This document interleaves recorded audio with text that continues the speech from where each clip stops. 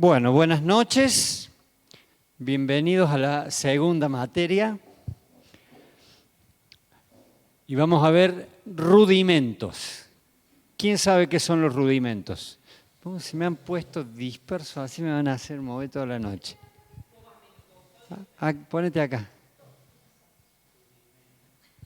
Rudimentos. Los rudimentos son algo básico, elemental, inicial. El cimiento de una casa es el rudimento sobre el cual se va a edificar.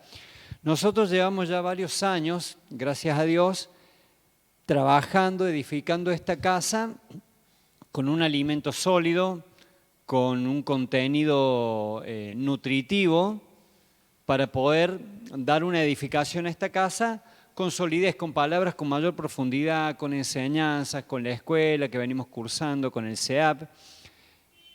Distintos elementos que estamos tratando de utilizar para poder edificar sobre la roca, Jesucristo, de manera correcta.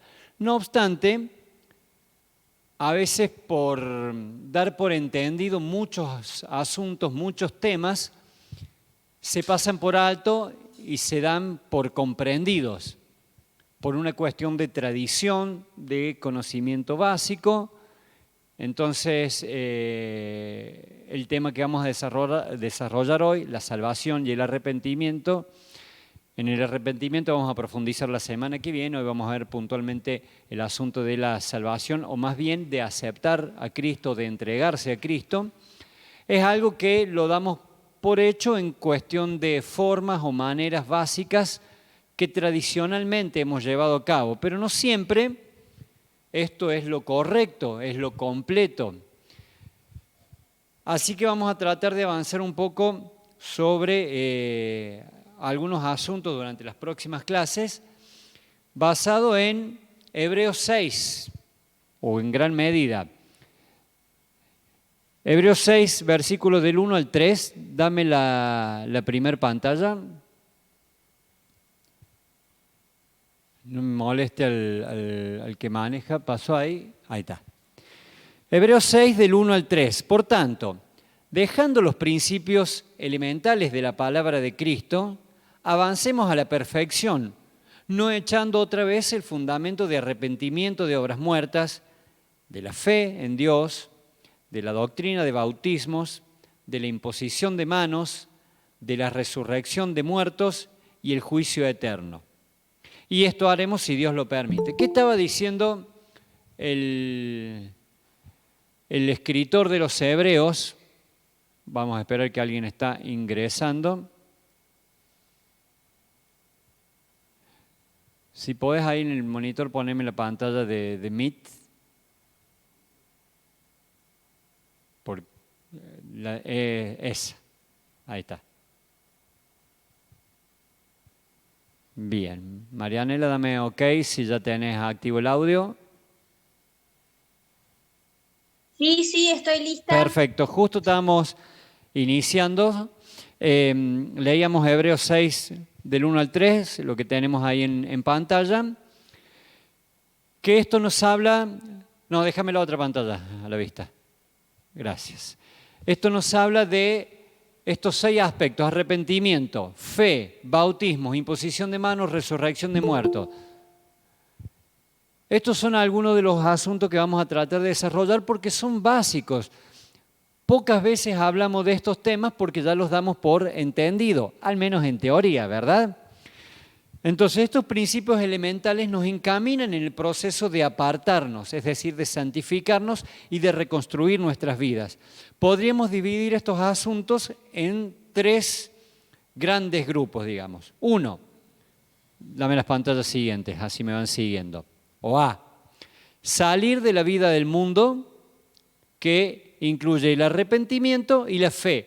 En los 3 puntos, el primer paso es dejar el mundo y el segundo paso es acceder a lo espiritual. Entonces, arrepentimiento, dejar el mundo; la fe, ingresar a lo espiritual. El segundo grupo es entrar a la vida de Dios mediante el bautismo, donde uno se sepulta, se sumerge, dejando la vieja vida, y la imposición de manos, que es acceder a lo espiritual. Vivir como hijos de Dios, que ya sería algo escatológicamente en los tiempos venideros de resurrección, dejar atrás el mundo material y juicio eterno, que es el ingreso al mundo espiritual, a la eternidad. ¿Bien? De una manera, tratando de hacerlo sintético y concreto, vamos a abordar este proceso que nuestro espíritu, nuestra alma y nuestro cuerpo deben llevar a cabo para poner cimientos sobre Jesucristo y así alcanzar la medida de la estatura de la plenitud del Hijo de Dios. Algo para aclarar el propósito, como dice Calvino, vamos a hacer una declaración de propósito. Abordar estos aspectos no es para hacer o dejar de hacer algo que hacemos. ¿Bien? Por ejemplo, las congregaciones que acostumbran periódicamente a hacer bautismos, si se desarrolla esto no significa que tengan que dejar de hacerlos. O aquellos que habitualmente no lo hacemos, como es nuestro caso, no significa que tengamos que hacerlo impositivamente, sino que es comprender estos aspectos para que lo que se practica tenga sustento bíblico con entendimiento de lo que se lleva a cabo. ¿Bien?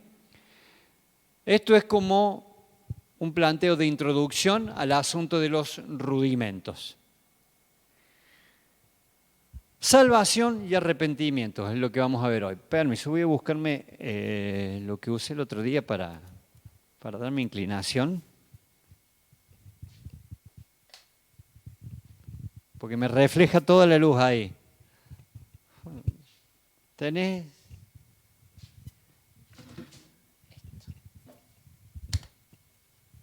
Me refleja la luz en la pantalla, así que voy a usar el pupitre. No se ven las telarañas en la pantalla, ¿no?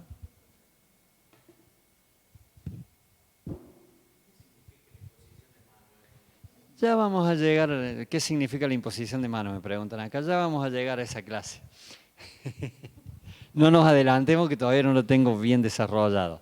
Básicamente cuando una autoridad espiritual, te lo respondo así sintéticamente, una autoridad espiritual impones manos sobre alguien, tocas a alguien para hacer una transferencia de algo. Eso vendría a ser, a modo de título.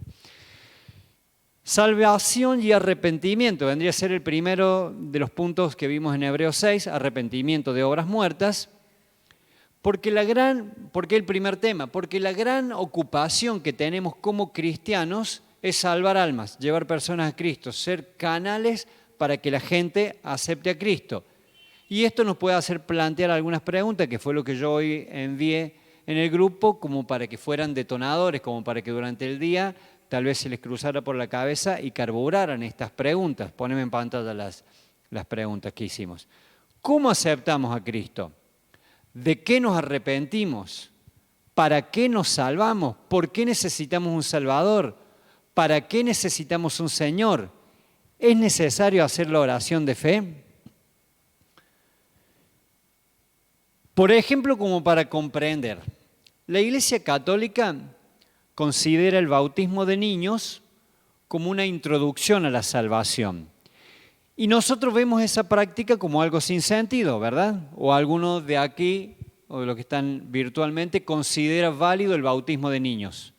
¿No? ¿No? ¿No?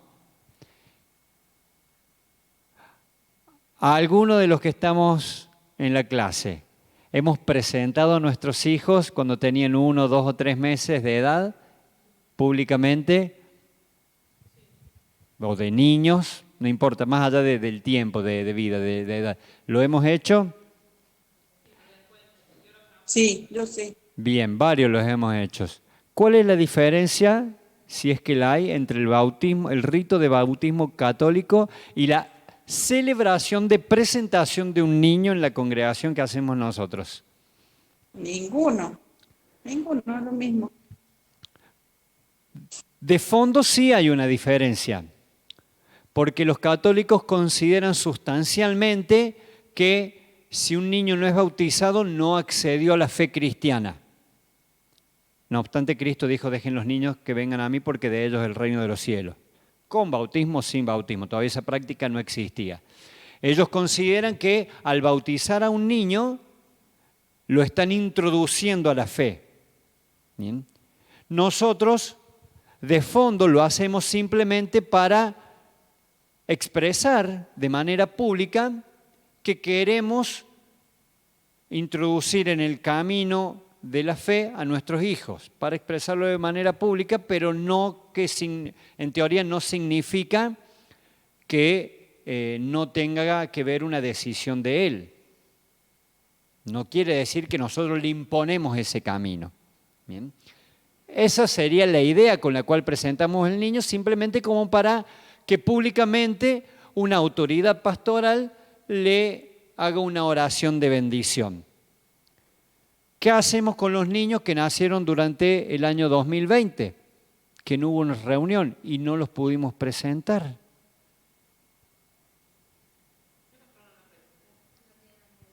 No tiene nada que ver, no. No tiene nada que ver. ¿Por qué? Porque en realidad tanto el bautismo como la presentación de un niño le hemos dado un fin social. Entonces, cuando presentamos un niño, aprovechamos para invitar al resto de nuestra familia que no cree para que tengan una excusa que los obligue a venir a la iglesia. Es lo mismo que si alguien te invita al bautismo, un amigo te invita al bautismo de su hijo a la iglesia católica, entonces aprovecha para que vayas a su congregación. Las formas en que los cristianos aceptamos a Cristo por costumbrismo puede tomar el mismo sentido que le damos al bautismo católico. ¿Cómo aceptamos a Cristo los cristianos evangélicos? Con una oración de fe. ¿Alguna otra opción? ¿Alguna otra respuesta? ¿Cómo aceptamos a Cristo? ¿O cómo le decimos a alguien que no cree, que quiere creer, qué debe hacer para introducirse a la fe cristiana? ¿Cuál es la forma, cuál es la manera que usamos los cristianos evangélicos? Alguien que se anime a responderlo. Anda a la iglesia, buscar a Cristo, la oración de fe. Ahora va a la iglesia, pero ¿qué tiene que hacer cuando va a la iglesia? La oración de fe. Caemos siempre en lo mismo, en la misma forma. La forma es: si confesares con tu boca que Jesús es el Señor, entonces, muy bien, se lo saben, será salvo. Bien, son unos alumnos aplicados. Vamos a tratar de ver cuánta verdad tiene esto. Aceptar a Cristo, Colosenses 2, 6 y 7. Por eso, de la manera que recibieron a Cristo Jesús como Señor, vivan ahora en Él, arraigados y edificados en Él, confirmados en la fe como se les enseñó y llenos de gratitud. De la manera que recibieron a Cristo Jesús como Señor, vivan en Él.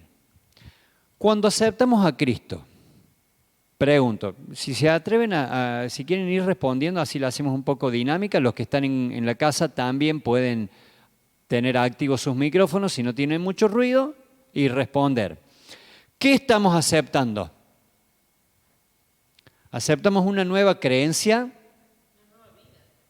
Una nueva vida, bien. ¿Aceptamos un amuleto para que nos vaya bien? ¿Aceptamos una nueva religión? ¿Por qué? Un católico que se convierte al cristianismo, que dijo: no, ahora ya no creo en la Iglesia Católica, ahora creo en la Biblia. Porque ahí se dio cuenta que la Iglesia Católica no usa tanto la Biblia. Es decir, cambiaste de creencia. Aceptamos un nuevo amuleto para que nos vaya bien, porque cuando tenés problemas, ¿qué respuesta le damos nosotros a los incrédulos cuando te cuentan, no, que me va mal en el laburo, que mi matrimonio está hecho pedazos? ¿Qué tenés que hacer? Aceptar a Cristo.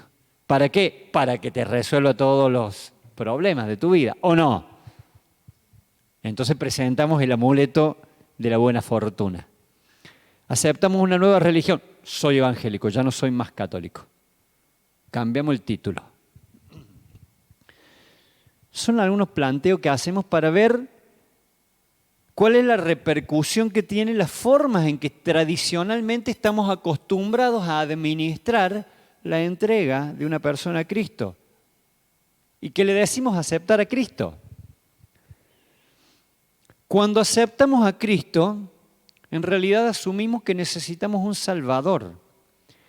Por eso, dice lo que leímos recién, de la manera que recibieron a Cristo Jesús como Señor y vivan ahora arraigados en primer término, asumimos, porque se nos presenta a Cristo como el Salvador. Entonces, asumimos que necesitamos un Salvador y esto conlleva algunos aspectos. Dame la pantalla siguiente. Para necesitar un Salvador, en primer lugar, ¿me salté una? Volveme anterior. Ahí está. Estaba en la misma, perdón. Debemos reconocer que somos pecadores. Si reconocemos que somos pecadores, recién ahí podemos asumir que necesitamos algún tipo de salvación. Para necesitar un Salvador, debemos reconocer que no podemos salvarnos a nosotros mismos, porque si mi pecado, mi falta, mi perdición la pudiera salvar yo mismo, no necesitaría un Salvador. Entonces necesitamos reconocer que no podemos salvarnos a nosotros mismos. Para reconocer que necesitamos un Salvador, debemos dejar de lado el orgullo. La única forma de reconocer que yo no puedo salvarme es dejando de lado el orgullo. Porque ante cualquier problema, nuestra primera reacción es, cuando alguien te dice, ¿te puedo ayudar? Tranquilo, yo puedo, cualquier cosa te aviso. Avísame si necesitas oración, te aviso cualquier cosa. Y viene 2 semanas después, vos sabés que me estoy por separar. Pero no te dije que contaras conmigo. Bueno, yo creí que podía. El orgullo nos impide reconocer que necesitamos ayuda exterior. Nos impedirá, por tanto, reconocer que necesitamos un Salvador que nos libere del pecado. Para reconocer que necesitamos un Salvador debemos estar arrepentidos del pecado. Si estos aspectos no están intrínsecamente contemplados, es decir, si no lo tenemos asumido, si no asumimos, si no damos por hecho, o sea, no es pensar en que cada vez que le presentemos la vida de Cristo a alguien, tenemos que decir, debo provocar que reconozca que es pecador, que reconozca que no puede solo, que reconozca que tiene que dejar de lado el orgullo y que pueda alcanzar así a arrepentirse del pecado. Todo esto le tengo que hacer saber para que recién pueda... No, eso ya lo tengo que dar por hecho. Yo cuando hablo de Jesucristo, cuando vivo la vida de Cristo, debo dar por hecho, por asumido, que el que lo recibe tiene que llegar a la convicción del pecado para reconocerse pecador, saber que no puede solo, que necesita de alguien y que se tiene que arrepentir. Pero en el último punto, arrepentidos del pecado, entra en juego un planteo muy importante. No lo vamos a profundizar hoy, pero lo vamos a dejar a modo de título. ¿De qué me tengo que arrepentir? Y acá quiero respuestas. ¿De qué pecados debemos arrepentirnos? Para lograr todo esto, debo arrepentirme del pecado. ¿De qué me tengo que arrepentir? De la vieja vida, es muy amplio. De repetir todo el tiempo el mismo pecado. ¿Cuál pecado? La mentira, el robo, todo lo que va en contra de Dios. Más, quiero más, lluvia de ideas. De vivir lejos de Dios.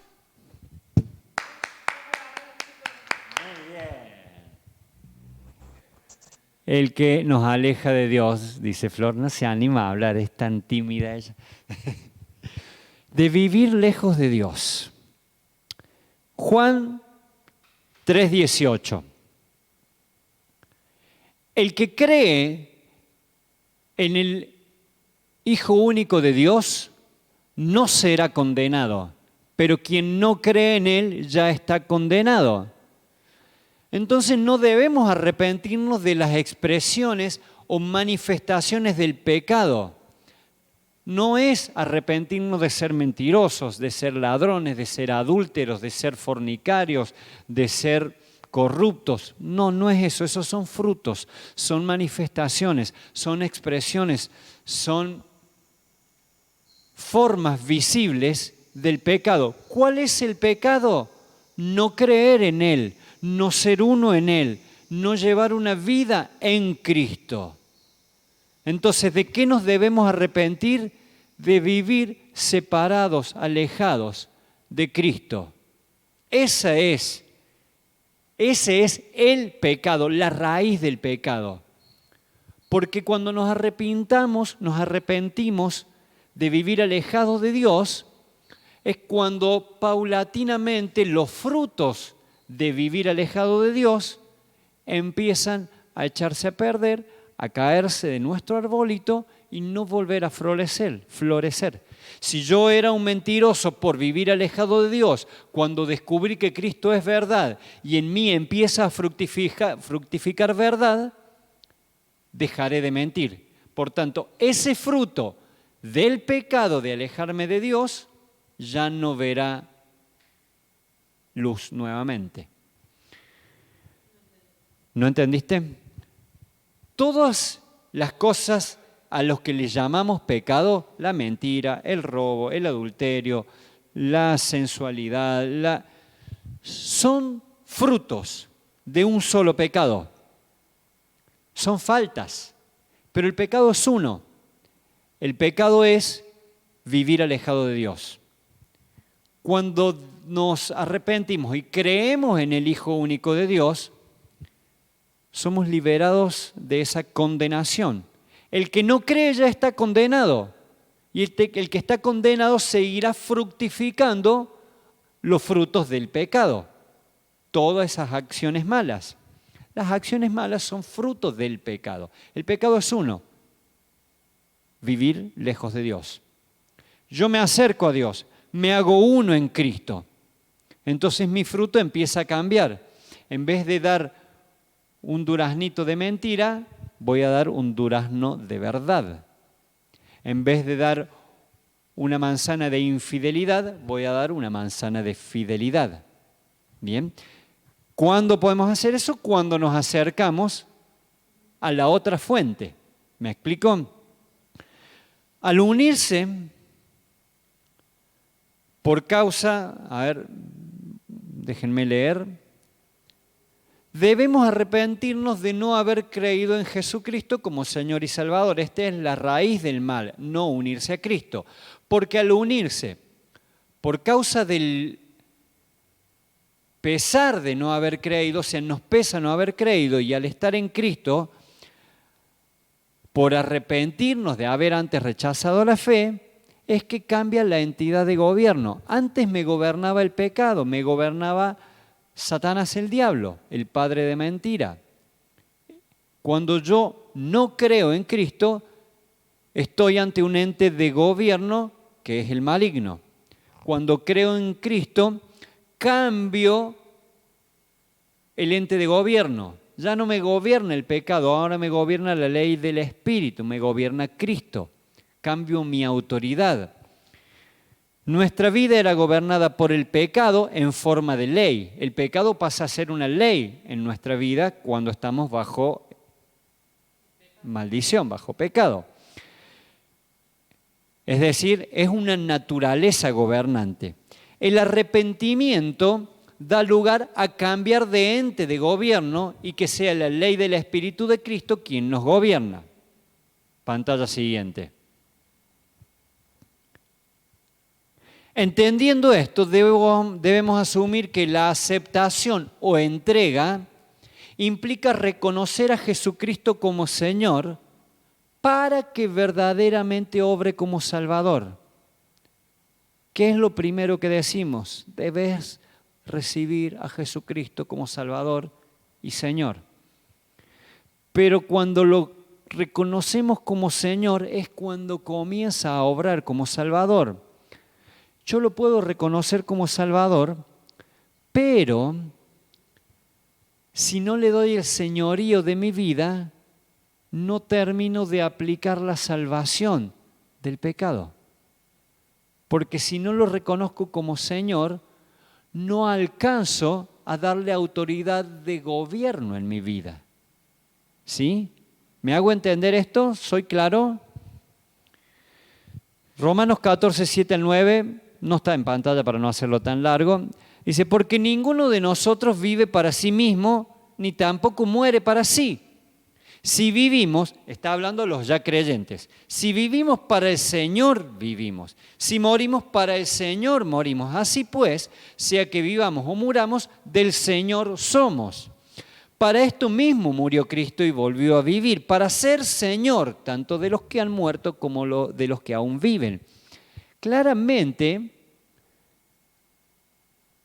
Pablo está hablando de un señorío. Está hablando de que aceptar a Cristo es un cambio de señorío sobre nuestras vidas. Dame el siguiente. Aceptar a Cristo es un cambio de señorío de nuestras vidas.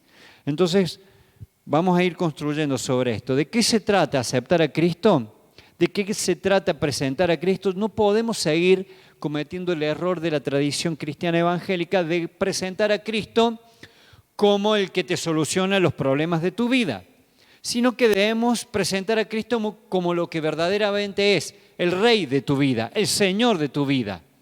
Porque es muy fácil para alguien que está complicado aceptar a alguien que le solucione los problemas, pero no es tan fácil cuando le estás presentando a alguien que se tiene que adueñar de su vida.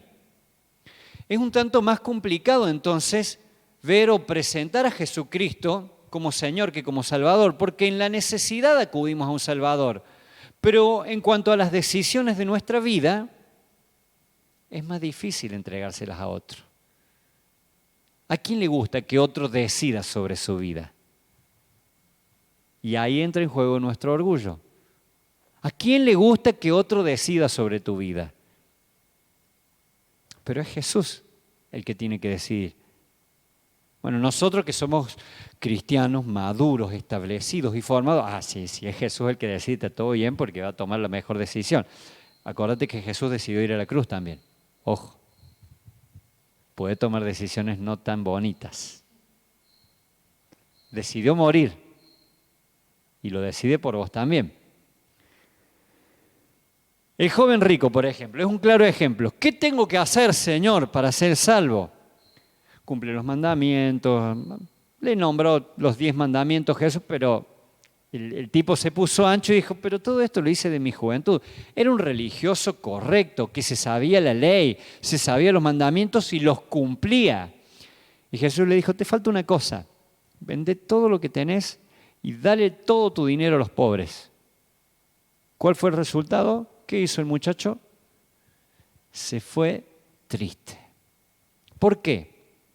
No era cuestión de dinero, era cuestión de gobierno. Sus riquezas gobernaban su vida. Era un buen tipo. Si cumplía los mandamientos, claramente estamos ante una buena persona. Y como tenía dinero y era cumplidor de los mandamientos, probablemente haya sido generoso y solidario. ¿Qué diríamos? Tiene el cielo ganado. Pero ¿quién gobernaba su vida? El dinero. Cuando Jesús le habló de un cambio de gobierno, porque el joven entendió, nosotros no lo entendimos. Rara vez nosotros hemos comprendido que Jesús no le estaba hablando de guita, no le estaba hablando de plata, le estaba hablando de gobierno. Jesús le dijo, flaco, te gobierna todo lo que tenés. Si cambias de ente de gobierno, accedes a la salvación. Porque por el mal entendimiento, la iglesia cristiana dijo, tenés que ser pobre, porque los ricos no entran en el reino de los cielos. Entonces, ¿cómo vamos a convertir a un rico? Con ese criterio, con ese concepto. Olvídate. Es más fácil que un camello entre por el ojo de una aguja y no que un rico entre al reino de los cielos. O tengo plata o me voy al cielo. Y la verdad que, ¿cómo hago? ¿Qué significa que un camello entre por el ojo de una aguja? Yo lo expliqué algunas veces. ¿Alguien se acuerda? Lo voy a explicar porque sé que algunos no se acuerdan y otros no lo han escuchado. El ojo de la aguja, en las regiones arábicas, como se diga, en la época de Jesús en Israel, era una puerta pequeña en las puertas grandes de acceso a las ciudades. La ciudad de Jerusalén, por ejemplo, estaba rodeada de muros y tenía distintos accesos que eran unas puertas grandes. Había una puerta, ¿vieron las puertitas que le hacen ahora a los perros? Algo así, no tan pequeña, pero había una puerta por la cual pasaban los camellos. Esa puerta se llamaba ojo de aguja. ¿Cómo hacía el camello para entrar por el ojo de la aguja? No pasaba parado. El camello se tenía que poner en cuclillas y pasar agachado, como de rodillas. Esa era la forma que, cuando las puertas estaban cerradas, un dueño de un camello hacía ingresar a su camello a la ciudad. ¿Cuál es el detalle? Que un camello es altamente doméstico, pero responde en toda su vida a un solo señor. Entonces vos no podés encontrar un camello y tratar de hacerlo agachar. El camello va a responder exclusivamente a la orden de su señor. Y cuando su señor le diga, o le haga la seña, le diga, agáchate y pasa por el ojo de la aguja, el camello se agacha y pasa por el ojo de la aguja. Entonces es muy complicado hacer entrar un camello por el ojo de la aguja. ¿Quién lo hace entrar? Solamente la respuesta a un ente de gobierno. Es más fácil que un camello pase por el ojo de una aguja porque responde a un ente de gobierno. A que un rico entre al reino de los cielos porque es complicado que un rico responda a Jesucristo como ente de gobierno y deje de responder a sus riquezas. ¿Quedó entendido ahora eso? Entonces, esta circunstancia nos habla claramente de ese cambio de señorío que nos propone aceptar a Cristo. Ahora, pregunto, ¿alguno de los de aquí que yo, por ejemplo, no he tenido que tener esa ocasión de aceptar a Cristo porque desde 1 o 2 años de vida me introdujeron a la vida cristiana? ¿Alguno de ustedes aceptó a Cristo a mitad de su vida? Bien. Tal vez no recuerdes el día exacto, o tal vez sí, muchos sí se acuerdan, sí, en tal reunión hubo tal predicador y hizo el llamado de fe, yo alcé mi mano, entonces acepté a Cristo. Bien, te aplaudo, felicitaciones, levantaste tu mano y aceptaste a Cristo. ¿No te tienta a ser vanagloria? Le acostaron de un manotazo en la frente. Eso, en el orgullo y la vanagloria del hombre, tienta al hombre a decir, yo acepté a Cristo. ¿Quién acepta a quién? ¿Vos aceptaste a Cristo? Bien, sí, ahora es. Cristo me aceptó a mí, claro, sí. Sí, porque lo estoy dando a entender, obvio. Lo hice muy, muy obvio. Pregunto, y me retrotraigo a algo que hablamos hace un par de semanas. Yo formé mi familia siendo ya cristiano, relativamente maduro, pero estable. Mis hijos tendrán que recibir a Cristo, tendrán que aceptar a Cristo, tendrán que entregarse a Cristo. Los hijos de ustedes. ¿Quién dijo sí? Yo. La Sole.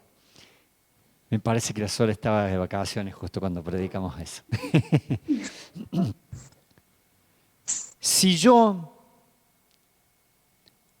hago bien mi trabajo como padre cristiano, mis hijos no deberían pasar por el proceso de aceptar a Cristo. Si mis hijos tienen que aceptar a Cristo, yo fracasé en mi paternidad.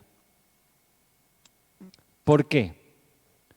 Porque ellos nacieron en una familia, en un hogar cristiano, por tanto, culturalmente, es decir, con entendimiento, deben crecer formándose con Cristo.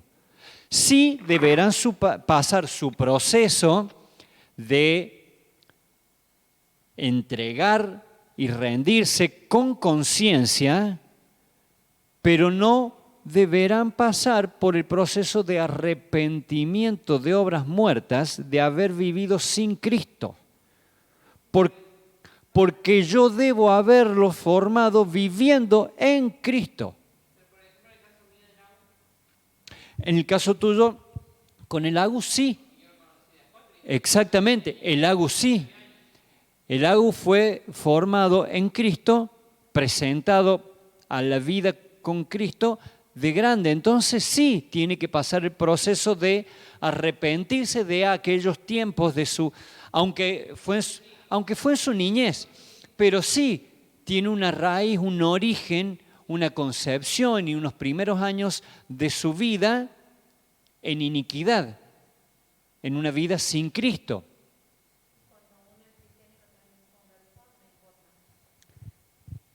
Cuando uno es cristiano y el otro es inconverso, depende. Depende qué gobierno haya prevalecido. Bien. Obviamente estamos todos en un proceso de entender esto y vos que tenés hijos entrando a la adolescencia, tal vez gran parte de sus vidas no haya sido formada con el entendimiento que hoy estamos teniendo. Entonces, no es un concepto y que tiene que ser así, porque ahí estaríamos ya aplicando algo religioso. Estamos tratando de aprender y de asimilar estos conceptos para poder desarrollar desde este aprendizaje en adelante una vida con otra perspectiva. El punto es que debemos saber formar a nuestros hijos en Cristo de arranque, desde el primer momento. Y así no deberán arrepentirse de obras muertas.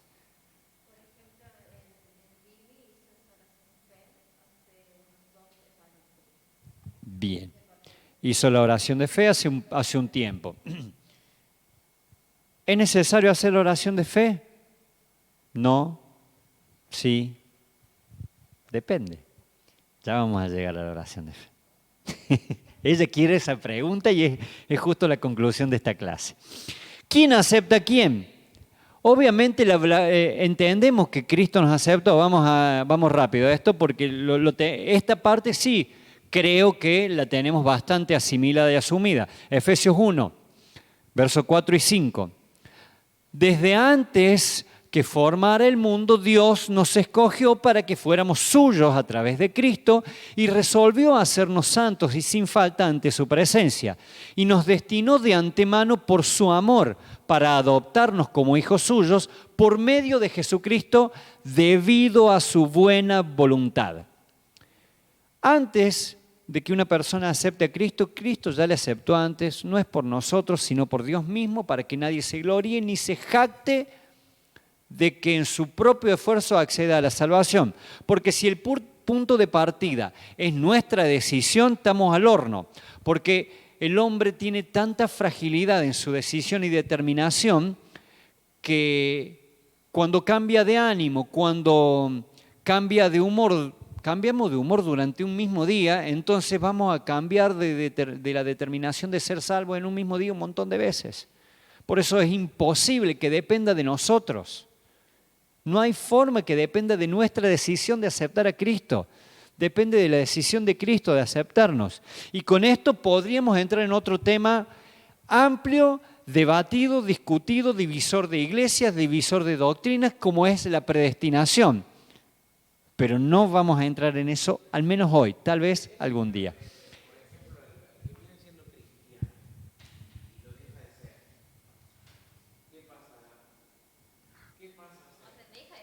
al que viene siendo cristiano y lo deja de ser. Se aparta.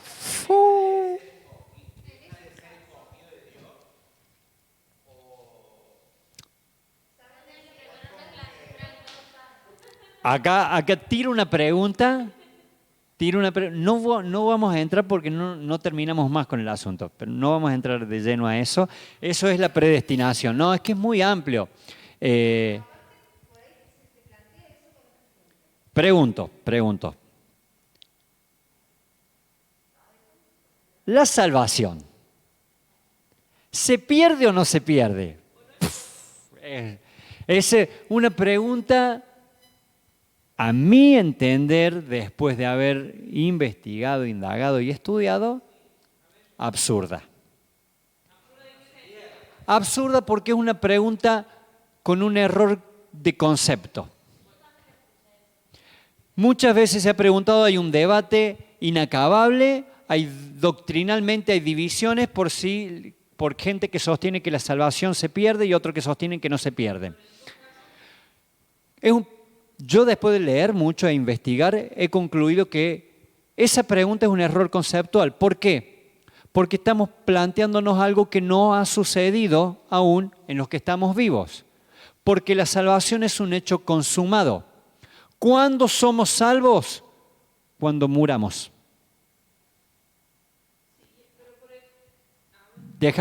Yo lo voy a tirar a modo de concepto. Otro día traigo el material y desarrollo. No es tan largo porque yo lo fui sintetizando para ir al punto y a lo concreto, pero nunca la Escritura habla de que ya somos salvos. Siempre habla de salvación como un acontecimiento futuro, algo que se va a consumar cuando nuestros días en la tierra se acaben. La pregunta correcta sería, ¿la justificación se pierde o no se pierde? Porque a lo que accedemos y que podemos dejar de lado es la justificación. Yo creo que Jesús murió para perdón de mis pecados. Entonces soy justificado. Pero eso es credulidad, no es fe. Yo creo que Jesús murió y resucitó para perdón de los pecados del ser humano. Entonces creo en que el ser humano es justificado por la obra de Cristo. Entonces yo empiezo a congregar y proclamo que Jesús justificó mis pecados. Tengo la justificación, soy justificado ante el Padre. Pero mañana me aparto de la vida cristiana y vuelvo a vivir como si jamás hubiera conocido a Cristo. De hecho, si vuelvo a vivir así, en realidad nunca lo conocí. Supe de, pero nunca lo tuve en mí. Por tanto, pierdo la justificación porque vuelvo a las obras muertas. Vuelvo a mi vida carnal. ¿La justificación se pierde? Sí, la puedes ganar y perder día a día. Cuando accedes a la vida de fe, que ya hemos aprendido que fe no es creer, no es proclamar y creer que lo que proclamo se va a cumplir, sino que fe es creer en la palabra del Mesías y me someto a esa palabra como ente de gobierno, por ende me sujeto a mi Señor y vivo según esa palabra y lo que esa palabra proclamó se va a cumplir. Ahí es cuando Cristo empieza a vivir en mí. Y viviendo así, llegaré al final de mis días y consumaré mi fe en la salvación. Seré salvo. El que creyere será salvo. El que tenga fe será salvo. ¿Cuándo vas a ser salvo? ¿Para qué voy a ser salvo hoy si mañana le puedo huir a esa salvación? Voy a ser salvo cuando se consume, cuando llegue al final, cuando el juez baje el martillo. Un juzgado, un acusado, durante un juicio no tiene condena definitiva. Cuando se dicta sentencia es que tiene condena o salvación.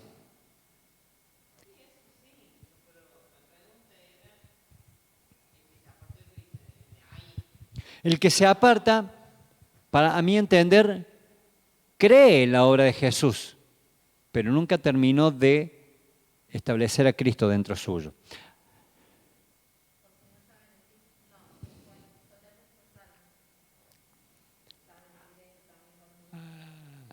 Hay un proceso vivencial, o sea, entendemos que Cristo es quien nos acepta a nosotros, quien nos escoge de antemano, desde la eternidad.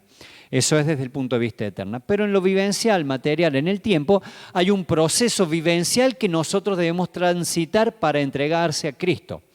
Efesios 1:13 dice, en Él también ustedes, cuando oyeron el mensaje de verdad, el Evangelio que les trajo salvación, lo creyeron y fueron marcados con el sello que es el Espíritu Santo prometido.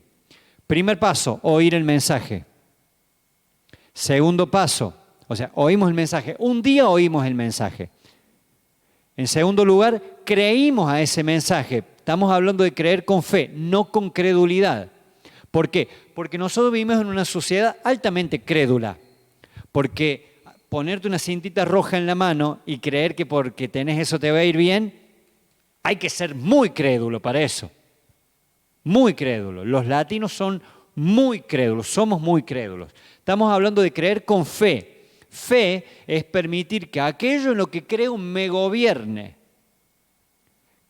Permitir que aquello en lo que creo me gobierne. Entonces, escucho el mensaje de salvación. Creo con fe y soy sellado con el Espíritu Santo. Cuando yo hago ese proceso, quiere decir que el Espíritu Santo entra en mí, me habita. No significa que hoy creo con fe, me entrego a Cristo, recibo el Espíritu Santo y mañana ya tengo el halo de santidad. Hay un proceso de santificación que veremos luego. Empezaré a cambiar la savia de mi árbol para llegar a cambiar el fruto. Pero debo llevar a cabo ese proceso. ¿Cuál es el punto? ¿Por qué la gente se aparta? Porque oyó el mensaje y creyó con credulidad, no con fe. Creyó que el mensaje estaba bueno, que es verdad. El cuentito de que Jesús nació de una mujer que nunca tuvo vínculo sexual con un hombre. Pero no llegó a creer con fe. Entonces termina apartándose.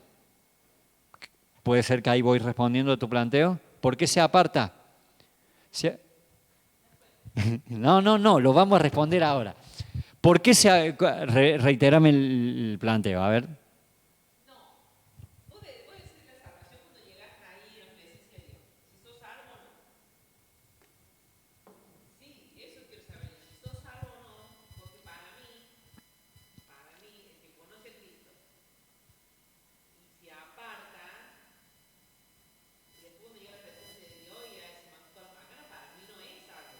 Bien, ¿vos sos salva?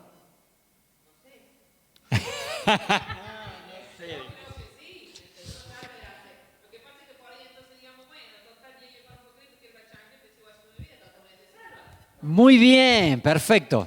Lo voy a decir para que quede grabado.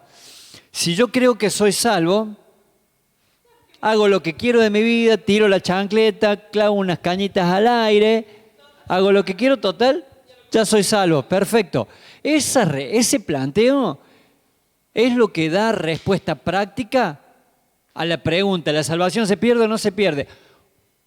Pongámosle que la pregunta fuera correcta. Sí se pierde, si no cada uno, voy a la iglesia, hago la oración de fe, acepto a Cristo y después hago lo que quiero, total. Bien, nunca la tuvo. ¿Por qué? ¿Por qué nunca la tuvo? Porque la salvación la vas a alcanzar. Vos no sos salva, vos no sos salvo, vos no sos salvo, vos no sos salvo, yo no soy salvo, él no es salvo. ¿Por qué? Porque la salvación es un hecho que se va a consumar el día que partimos de acá. Sí, ya fuimos justificados. Pero puedo despreciar la justificación. Sí.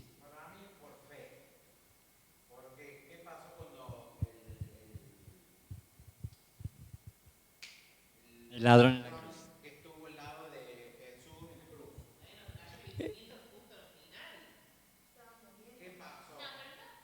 Está bien, el ladrón.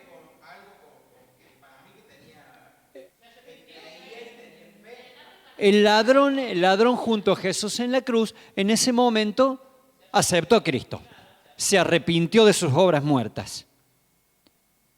Entonces, Jesús tuvo fe. Él lo vio a este pobre hombre que lo estaban colgando de la cruz, lo vio y reconoció al Mesías, reconoció al Salvador y reconoció que era Señor. ¿Por qué? Porque lo reconoció como Señor y eso le permitió recibirlo como Salvador. Porque ¿qué le dijo? Acuérdate de mí cuando estés en el reino ante tu Padre. Te cambio las palabras, te lo digo de una manera menos dialéctica de la Biblia. Flaco, yo sé que vos sos rey, aunque estés muriendo crucificado. Cuando llegues a tu reino, te ruego que te acuerdes de mí porque yo te reconozco, sos el rey. No es el loco este que te mandó a la cruz, la autoridad. Sos vos la autoridad, sos vos el Señor. Acordate de mí, soy un delincuente. Fui un desastre en mi vida y me estoy por morir. No sé qué puedo llegar a hacer ahora, pero quiero ir a tu reino. Listo. Reconoció al Señor y el Señor le dijo, hoy mismo estarás conmigo en el paraíso. Entonces, el delincuente reconoció a Jesús como Señor y Jesús le dijo, soy tu Salvador. Por fe fue justificado en ese momento. Un rato después murió y fue salvo. ¿Fue salvo en ese momento? No, porque si hubiera sido salvo en ese momento, los clavitos de sus manos hubieran saltado y hubiera sido salvo y se hubiera bajado de la cruz, restituido en su cuerpo glorificado. No fue salvo, murió crucificado, torturado. No fue salvo en el momento que le dijo eso a Jesús. No fue salvo en el momento que le hizo la oración de fe. Ponele, no la hizo, dijo otra cosa. Le hizo la oración de fe y no fue salvo, se murió. No se salvó, se murió. Fue justificado. Y cuando murió, fue salvo. Me vino el ejemplo más claro, creo. Avancemos entonces. Que son las 10:11 ya, y me falta un montón. ¿Para qué somos salvos? Es simple, pero muy importante. ¿Para qué somos salvos? Quiero respuestas. ¿Para qué somos salvos? Bueno, pará. Ya que entendimos, ya que la salvación es al final, ¿para qué aceptamos? Aclaremos esto. Lo tenía que hacer al principio y me olvidé. Entendiendo que la salvación, demos por hecho esto, la salvación es el hecho consumado cuando muramos. Cuando estemos hablando y hablemos de salvación, estamos hablando de aceptar a Cristo, de recibir a Cristo, de entregarnos a Cristo, de ser justificados, de vivir en Cristo, de que Cristo esté en nosotros. ¿Bien? ¿Listo? Lo damos por hecho. Avancemos. ¿Para qué somos salvos? ¿Para qué aceptamos a Cristo? Están los que están virtualmente porque no tiran una idea. ¿Para qué aceptamos a Cristo?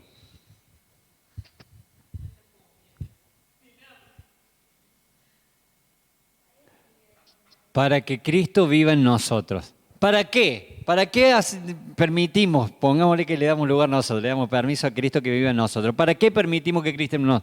Para vivir en Cristo. ¿Para qué vivimos en Cristo? Para ser una expresión suya. Acá, en la tierra, para que otros lo puedan conocer. Para que otros lo puedan... Es una capa la Sole. Para conocerlo y darlo a conocer. Vamos acercándonos. Para que otros conozcan a Cristo.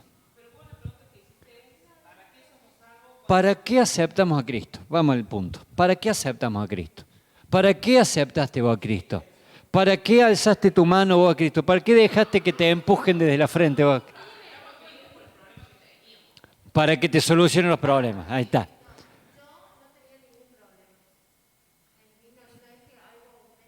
Eso.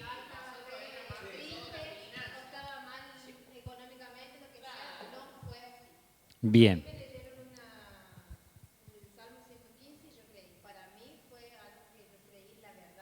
¿Vos creíste en la verdad? Bien. ¿Para qué? ¿Para qué? Para irte al cielo.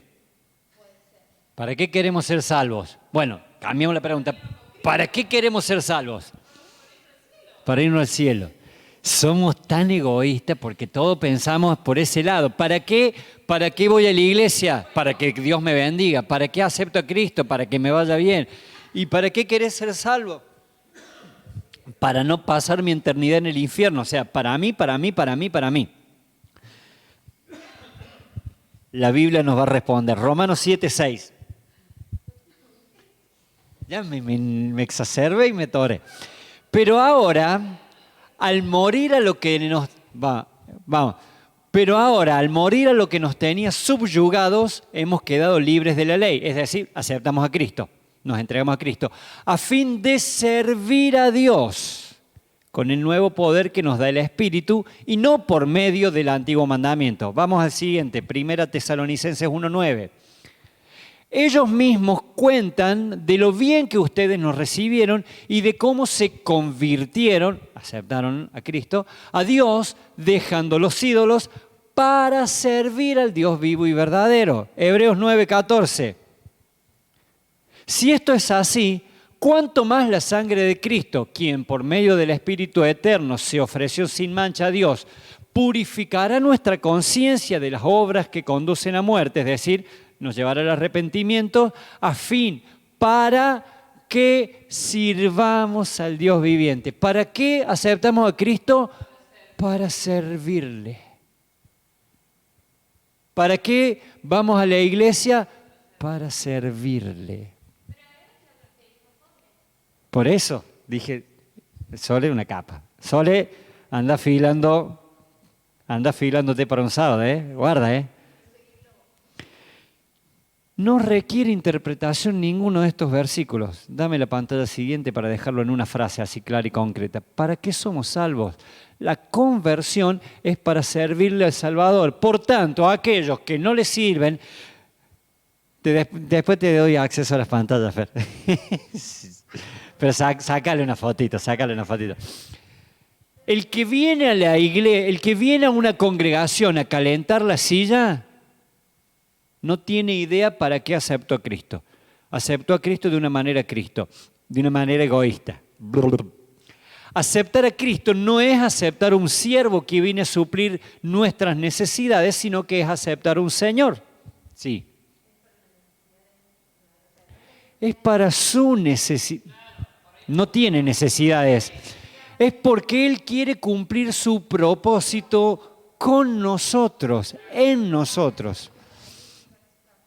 Conocemos un evangelio en el que la salvación es para no ir al infierno, esto pensando en la vida después de la muerte y para vivir mejor en cuanto al tiempo que nos queda en la tierra, pero claramente la Biblia indica que la salvación es para servirle al Salvador y no hay otra manera de servirle a alguien si no lo consideramos Señor, autoridad de gobierno. ¿Cómo le voy a servir al Salvador? Únicamente si lo considero Señor.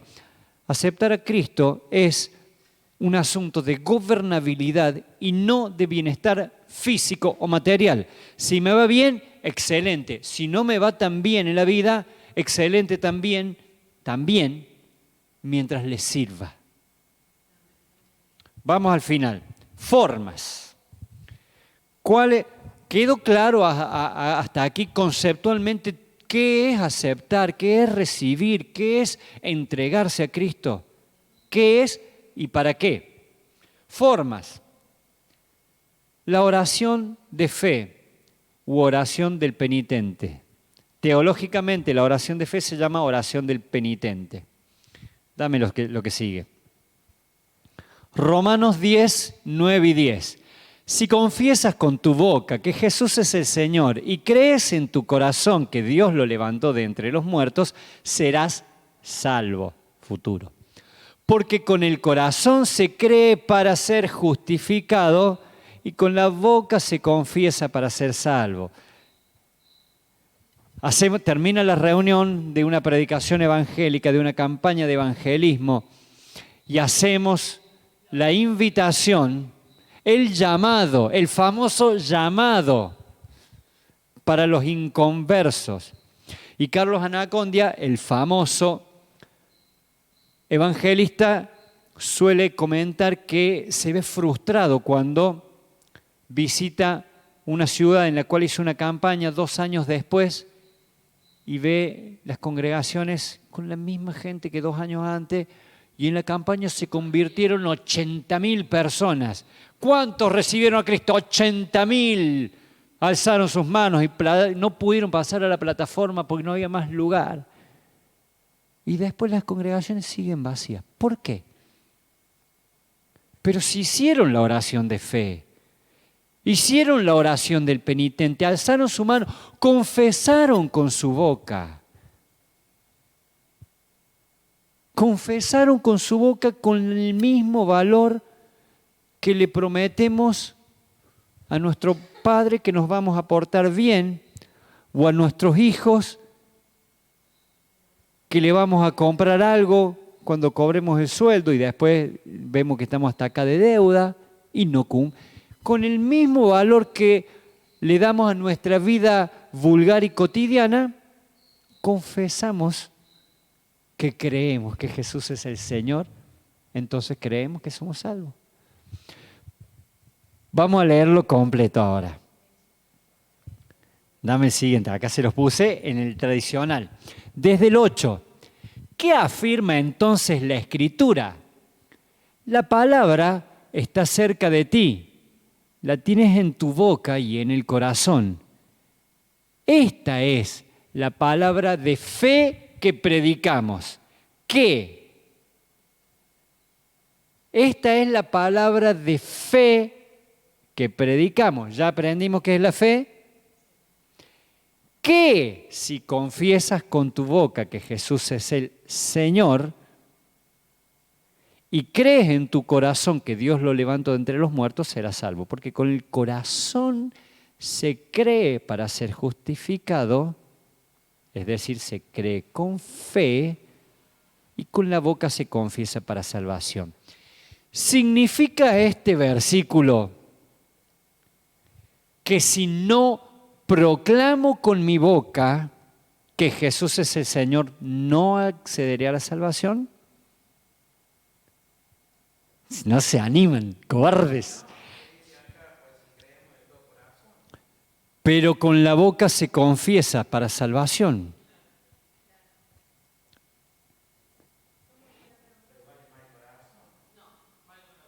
Con el corazón sos justificado. Volvamos a lo que explicamos antes. Bien, habla de fe. La fe es responder a un señorío. La fe sin obras es muerta. ¿Qué es confesar con la boca? Génesis 1:1. Sea la luz. Y fue la luz. No, se me vino ahora, así que no está ahí. Sea la luz. Y fue la luz. ¿Qué hizo Dios? Confesó con su boca. ¿Qué sucedió? Se materializó. Entonces sí, hay que confesarlo con la boca. ¿Y un mudo? ¿Y un mudo? ¿Y qué hacemos con un mudo que no recibió el milagro de que pueda hablar? Pero no lo confiesa con la boca. ¿Cómo nos complicó este versículo? Va muy rápido, para no la vamos a hacer extensa. Me gusta ver cómo se le queman los pocos pelos al Fer que le quedan, le sale humo, pero va muy al punto porque se nos hacen las 12 de la noche. Confesar con la boca es poner por obra, es vivir, es ejecutar. Cuando Dios habló, sucedió. Lo que Dios dijo se ejecuta. Entonces no importa literalmente si lo confesas con tu boca a la frasecita, creo que el credo, o sea, tenemos que aprender, yo no me lo sé el credo. El credo. Creo en Dios Todopoderoso, creo en Cristo, creo... Amén. No es necesario eso, porque lo importante no es decir un par de palabras. Lo importante es vivir lo que creíste en tu corazón. Confesar con la boca literalmente significa vivirlo.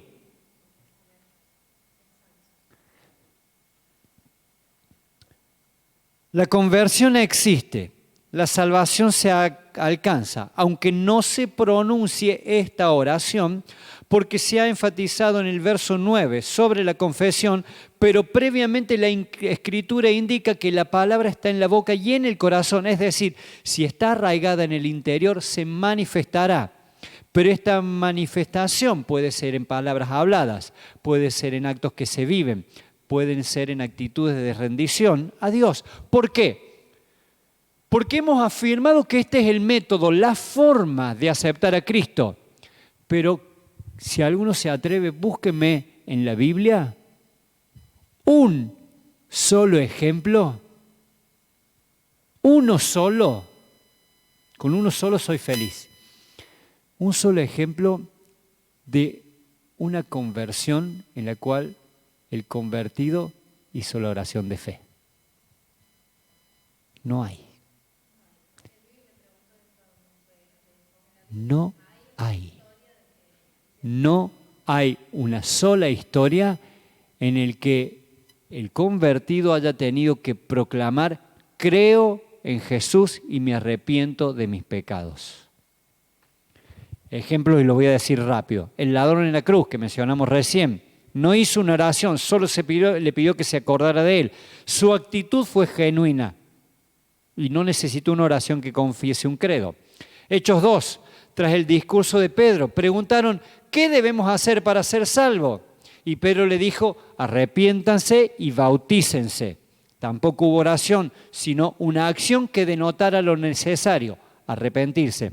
Hechos 8, Felipe encuentra a un etíope leyendo las Escrituras y le explica sobre el Mesías. El etíope pidió bautizarse, pero no se menciona ninguna oración. Hechos 9, 26 y 29 relata la conversión de Saulo. Este perseguidor de la iglesia no hizo confesión alguna de pecados. ¿Qué preguntó? Este es el más claro de todo, es que el que más le cayó la ficha, porque le dijo: ¿quién eres, Señor? Soy Jesús, a quien tú persigues. ¿Qué quieres que haga? No se arrepintió de nada, no pidió bautizarse, no le dijo: creo en vos ahora que te veo. Le dijo: ¿qué quieres que haga? Le dijo: te sirvo. El más claro de todos. Hechos 10, en casa de Cornelio. Este también es muy claro, porque todo el proceso de aceptación se consuma con recibir al Espíritu Santo, ser sellado con el Espíritu Santo, ¿verdad? Eso lo entendimos, lo sabemos desde siempre. En casa de Cornelio, mientras Pedro aún hablaba, literalmente dice esto el versículo: mientras Pedro aún hablaba, es decir, los otros estaban calladitos, mientras Pedro aún hablaba, descendió el Espíritu Santo y comenzaron a manifestarse señales del Espíritu en los gentiles. No abrieron su boca, no hablaron. Entonces, no existe ningún mandato acerca de una oración de fe u oración de penitente, sino que hay una expresión de qué es lo que se nos hace necesario para vivir separando de Cristo y arrepentirnos. Escribí cualquier cosa, por eso me perdí. Hay signos, señales de qué debe suceder, qué debemos hacer. Es decir, cómo debemos arrepentirnos de vivir separados de Cristo para hacernos uno en Él y ahí comenzar un proceso hacia la salvación. Dame, creo que, la última pantalla. El único requisito para alcanzar la salvación es arrepentirse. Hechos 3:19. Arrepiéntanse y vuélvanse a Dios para que sean borrados sus pecados. Esto nos introduce a un proceso, creo que lo tengo en pantalla, dame otra, que es lo que vamos a desarrollar. ¿No hay más? Bueno, no lo pegué. Vamos a desarrollar la semana que viene. Arrepentimiento, justificación, transformación. Arrepentirnos y volvernos a Dios nos introduce a este proceso de arrepentimiento, de justificación y de transformación. Esto nos va a llevar un día a la salvación. Pero básicamente, aceptar a Cristo no sucede por repetir una oración. Aceptar a Cristo sucede por arrepentirnos del pecado de haber vivido separados de Él. A partir de ahí iniciamos un proceso. Para llegar a ser salvos debemos transitar ese proceso. Puede ser instantáneo o puede llevar tiempo. Instantáneo en casos como el del delincuente al lado de Cristo, pero este delincuente no llegó a servirle. Mientras tengamos tiempo, le serviremos. ¿Por qué? Como para repasar sintetizando lo que vimos hoy. No le aceptamos, sino que Él nos llamó, y nosotros llega un punto en nuestra vida en que le reconocemos como Señor, entregamos nuestra vida rindiéndonos a su señorío, arrepintiéndonos de nuestros pecados para servirle. Para eso debemos ser procesados en todo lo que implica arrepentimiento, en ser justificados y ser transformados. Bien, cerramos acá para no hacerlo más engorroso ni más largo. Estamos en horario 10:30, qué exacto. Y vamos a tocar temas, bautismo, vamos a tocar temas como, algunos van a ser más breves, como casamiento. No sé si lo vamos a tocar ese, ya vamos a ver. Pero bueno, distintos aspectos muy básicos y elementales que forman parte de los rudimentos. Bien, Dios los bendice. Abra sus entendimientos, sus cabezas para poder recibir el concepto y desarrollarlo en vida práctica. Dudas, consultas, aportes, sugerencias son bienvenidos. Para que los manden, si quedan dudas sobre esto, yo mañana pongo a disposición el enlace para que puedan acceder al material, leerlo y así todas las dudas que surjan puedan arrojarlas y las estaremos respondiendo. ¿Bien? Nos vemos. Chau, chau.